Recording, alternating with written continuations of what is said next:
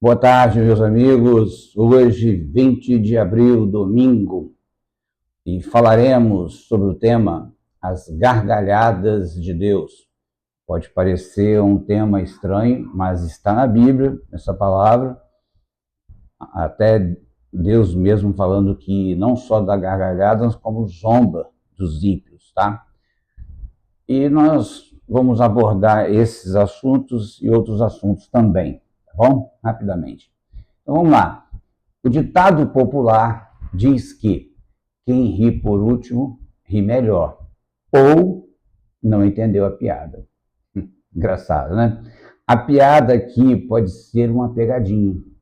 E o próprio Deus fez essas pegadinhas com o seu povo e eles não perceberam que era um teste, uma prova. Tá? Por exemplo, veio na minha mente aqui agora, Deus mandou Moisés ir lá e tocar na rocha, mas nunca falou para ele bater na rocha, bater 2 vezes, ou espraguejar, como ele espraguejou com o povo. Passaram-se muitos anos. Deus falou para ele lá, tá lembrado da rocha lá? Não, não gostei daquilo não. Não vai entrar na terra não. Percebeu, às vezes o castigo vem lá, vem anos depois, você não lembra mais do teu pecado que você cometeu, tá? Mas eu quero em especial que você ouça esse texto de Deuteronômio 13, de 1 a 5. Quando o Senhor, quando o profeta, melhor, quando profeta ou sonhador se levantar no meio de ti e te anunciar um sinal ou prodígio, e suceder o tal sinal, tá? Ou prodígio, de que te houver falado. E agora vamos. E disser, vamos após outros deuses que não conheceste, e sirvamos, não ouvirás as palavras desse profeta ou sonhador. Porquanto o Senhor vosso Deus vos prova, vos testa, para saber se amais o Senhor vosso Deus de todo o vosso coração e de toda a vossa alma. Percebeu? O Senhor permite, então, que se levanta um profeta, sonhador de sonhos, como em algumas Bíblias falam, tá? Lança um sinal, o sinal acontece, nós gostamos de causa e efeito, né? Houve um milagre, vamos ali. Houve um milagre tal, vamos ali. Eu já ouvi falar, tem até a igreja do milagre na hora. Né? O nome da igreja evangélica lá do milagre na hora. Entendeu? Ou seja, tem igreja de tudo quanto é nome. Mas, no meio da história, depois de tudo ter acontecido, tudo lindo, maravilhoso, o cara fala bem assim, mas vamos seguir outros deuses, vamos caminhar por aqui, por ali. Aí que o próprio Deus fala, não sigais, mesmo que você tenha visto o milagre acontecer. Porque o que interessa não é o que você vê, porque o que você vê passa, mas é o que você não vê é que permanece para sempre, segundo Coríntios 4, 18, 19. Tá? Então, tá aí a primeira dica, tá bom? Agora, olha só o Salmo 37, 13, que diz assim, que o Senhor dá gargalhadas dos ímpios, porque vê que o dia deles está chegando. Acho incrível esse texto, porque nós não imaginamos Deus dando gargalhada. É estranho, mas o texto está dizendo, né? É gargalhada o texto que está falando ali. E outro texto que eu vou ler agora, ele vai falar que zomba, tá? E ele está dizendo assim, porque o dia deles está chegando. Eu lembro quando Jesus falou para os fariseus, para os discípulos, para todo mundo que estava em sua volta, disse assim, ó, o meu dia ainda não chegou. Ele já sabia qual era o dia dele era a cruz, tá? Mas o de vocês está sempre presente. É aqui e agora. Daqui para ali, a coisa desanda. Percebeu que nós estamos sempre andando na pirambeira e você não percebe? Entendeu? Fica atento com isso. As coisas de Deus não é brincadeira, tá? E cristianismo também não é corda bamba, é firmeza, tá? Mas se você vacilar, você pode ter certeza que o Deus de amor, ele se transforma ali naquele exato momento de Deus de juízo. Cuidado com Deus. Eu sempre falo, se você está com um problema, não fica botando a culpa no diabo, não. Porque o diabo é só um pau mandado, tá? Fica preocupado com Deus, que ele tem poder para matar o corpo e a alma. Não é só o corpo, não, tá? Vamos lá. Em Salmos 2, verso 4, diz assim, que o Senhor zomba dos ímpios. Lembra quando eu falei que ímpio, ele, no Novo Testamento, ele é asebes, a partícula negativa de não. Sebes quer dizer adoração. Todas as palavras ali são asebes, todas. Já no Velho Testamento, a palavra ímpio é de quem comete impiedade mesmo, tá? Esqueci a palavra, mas eu acho que é errar alguma coisa, entendeu? Mas, quando você vira um não adorador, com certeza você comete coisas erradas, entendeu? E ninguém pode falar, como está escrito lá em 1 Coríntios 12, 3, se não me falha a memória, que ninguém pode falar que Jesus é o Senhor se não for pelo Espírito. Ou seja, se você não for um adorador, que o adore em espírito e em verdade. E eu já expliquei aqui o que significa espírito em verdade. Tá? Então vamos lá. Para tudo tem sua hora. A gente sabe disso, né? Ou o seu tempo. Até mesmo para ovacionar. Ovacionar quer dizer elogiar. O que pode ser uma bênção para seu próximo. Há um tempo. Mas pode ser um transtorno para ele em outro tempo. Por isso que conhecer o oculto, o desconhecido do outro, e nos silenciarmos é uma autoproteção. Sabe por quê? Às vezes você enaltece alguém, mas você não conhece o coração dela. Então, durante o dia, ou melhor, durante uma noite, ela é uma coisa. Durante o dia, ela é outra. Ou seja, é como se a pessoa fosse bipolar. Ou trocasse de cor, igual um camaleão. Entendeu? Infelizmente, o ser humano é assim. Você não pode confiar. Ele é um ser decaído. Por isso que ele tem que estar sempre em santificação, sem a qual ninguém verá o Senhor. E estar em santificação não é ficar subindo monte 10 vezes por dia, né? Colocar milho debaixo do joelho. Santificação é ler Bíblia, entendeu? É orar ao Senhor, é estar em completa ligação com Deus a todo momento e a toda hora. É como respirar. Você não aguenta ficar sem respirar 5 minutos.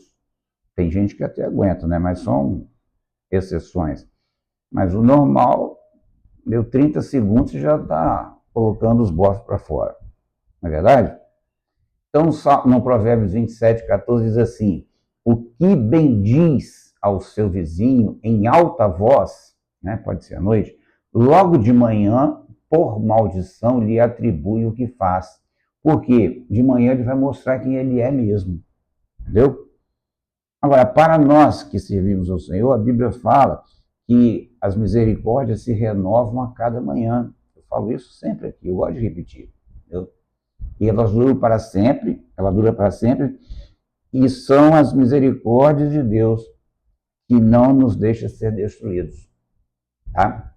O ditado popular diz que vingança é um prato que se come cru e frio.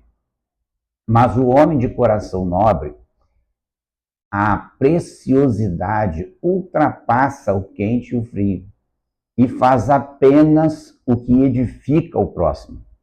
Não importa quanto tempo passe, pois nesse tempo é Deus quem o fará. Ou seja, ele sabe que não é ele que vai consertar ninguém. Ele tem que ficar quietinho, porque quem tem que fazer a obra, tanto querer quanto efetuar, é ele quem faz. Não adianta você falar, como os discípulos disseram, né? Quer que oremos para que caia fogo sobre os samaritanos? Decidir logo esse negócio aqui. Não é assim que funciona, não é assim que a banda toca, não. Ah, vamos tirar aquele homem que está lá pregando no seu nome, expulsando demônio no seu nome, porque ele não anda com nós. Jesus falou, não, quem não ajunta espalha, deixa ele lá. Nós temos mania de controlar o reino de Deus, achar que é nós que pilotamos o reino. Não é não. É o Espírito de Deus quem faz a obra. Ou tipo assim, vamos impedir as crianças aqui de perturbar. Aí o que Jesus fala? Se vocês não forem como essas crianças aqui, nenhum de vocês vai entrar no reino dos céus. Aí complicou. Porque na cabeça deles, eles iam entrar no reino dos céus porque eles já tinham lido a Torá toda. Entendeu? Já tinham sido circuncidados, né? Já estava tudo armado, tudo pronto. Jesus falou assim, não. Nem à toa que em João 8:40 ao 44, ele fala assim, ó, vocês são descendentes realmente de Abraão. Ele só não falou assim, o seu DNA é de Abraão, mas é, tá? Aí falou assim, mas o pai de vocês é o diabo. Complicou, né? Então tá lá. O preguiçoso não assará a sua caça, mas o bem precioso do homem é ser diligente. Ou seja, se ele não assar, a coisa estraga, tá? Claro que pai e mãe querem o melhor para os filhos, mas é óbvio que a fonte deles deve vir do Senhor. Do contrário, serão apenas mantenedores do sistema mórbido vivido pela maioria esmagadora das famílias odiernas. As pessoas não conseguem entender que esse mundo jaz no maligno. Você está enraizado no maligno. Por mais que você tenha todas as... Lembrei de uma palavra ótima aqui. Todas as idiosincrasias cristãs, entendeu? Se você não souber essa palavra, procura no Google. Entendeu? Não vai rolar nada, porque elas precisam estar introjetadas em você. Assim como Jesus falou, rios de água viva fluirão em você. E as pessoas vão poder beber e ter vida através de você. Elas não vão receber a sua justiça própria, ainda que você esteja certo.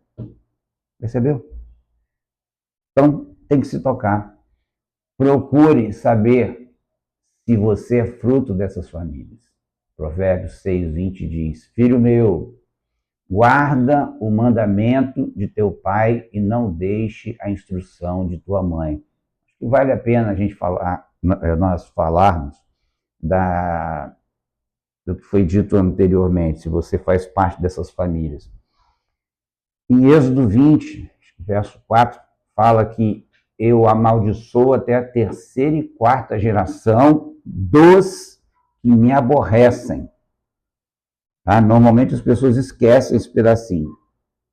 E para piorar a situação, as pessoas lembram só da palavra maldição.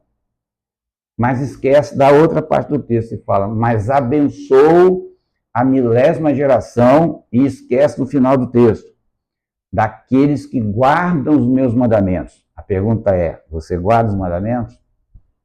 Que não é seguir os 10 mandamentos, é porque Jesus reduziu ele em 2, né? Amar a Deus sobre todas as coisas e ao próximo como a ti mesmo. Mas você lê a Bíblia, você consegue linkar um texto no outro, você consegue bater o olho e falar assim, tem a ver aquilo ali, tem a ver aquilo ali. Aí você olhar na nota de rodapé e você vê Jesus, por exemplo, respondendo, né, a tentação no deserto, ele usa 3 versículos de Deuteronômio. Você sabia que eram 3 versículos de Deuteronômio? São detalhes. Mas se você não sabe, complica. Entendeu? Você sabe por que eu já falei isso aqui, que João Batista falou, não sou digno de desatar ao parco dos seus pés? Ele está se referindo a uma lei chamada levirato. Entendeu? Mas tem gente que nem está viajando, não tem nem noção do que está acontecendo ali. Aí eu pergunto, se você não guarda os mandamentos, que tipo de relação você tem com Deus? Nenhuma. Você está só se enganando com a sua própria moral, achando que a sua moral, a sua justiça própria, visto que justiça, em Isaías 64, fala que é o pano, né, que envolve a lepra, é a gaze que enrola a lepra, ou seja, está tudo contaminado. Se Deus não aceita a sua justiça, quanto mais a sua injustiça. E qualquer coisa que você fizer que estiver acima da expiação de Cristo, Deus também não aceita. Mas você já percebeu que se tem uma coisa que nós fazemos e gostamos, é usar a nossa justiça própria. A gente nunca começa assim, olha, você fez isso, mas eu não achei legal, mas eu te perdoo, entendeu? Vamos resolver isso aqui. Não. A pessoa quer outra coisa. E mais na frente eu vou falar o que a pessoa quer. Olha só. Vivemos numa época em que o apelo máximo, é o que eu ia falar, ó, é pela paz. Mas a paz que primeiro precisamos de ter, né, é a paz com Deus, e esta vem pela simples e gratuita ação divina, em 2 letras apenas, fé, que é dom de Deus também. Ela não vem pelas habilidades humanas, tá? Pela sua justiça própria, mas sim pelo inocente que resolveu se despir de Deus, se vestir de homem, por mim e por você. Percebeu? Em Romanos 5:1, deixa bem claro, olha só, eu acabei de falar, ó. Justificado, pois, mediante a fé, temos paz com Deus, por meio de nosso Senhor Jesus Cristo. Percebeu? É mediante Jesus Cristo, não é mediante os seus conceitos morais. Essa paz não vai existir nunca se você tiver no teu coração as suas tradições, sua religiosidade, aqueles padrões, né, que as igrejas, a religião impõe sobre você. Esquece tudo isso. Não vai rolar. O próprio Jesus, o próprio Deus, né, no Velho Testamento, não me falei memória, em Amós, ele fala assim: estou cheio dos teus cânticos, dos trépitos dos teus cânticos. Trépito quer dizer barulho. Vocês gostam é de festas. Vocês gostam de coisas solenes. Eu quero misericórdia. Sacrifício eu não quero. Percebeu? Que Deus renove suas forças e te use para a glória dele. Tá? E lembre-se, tá? As gargalhadas de Deus podem ser um complaint, pode ser um problema para você. Tá bom? Fique atento para que em tudo você consiga glorificar o nome de Deus, não pelas suas justiças peculiares, mas pela parte que ninguém vê, pelo perdão, pelo silêncio, pelo aquele olho lacrimejante, entendeu? Não adianta colocar milho debaixo do seu joelho. Adianta ter um coração compungido, porque Deus não se aparta de um coração compungido, de um coração contrito. Interessante que esse texto repete várias vezes em vários salmos diferentes. Amém.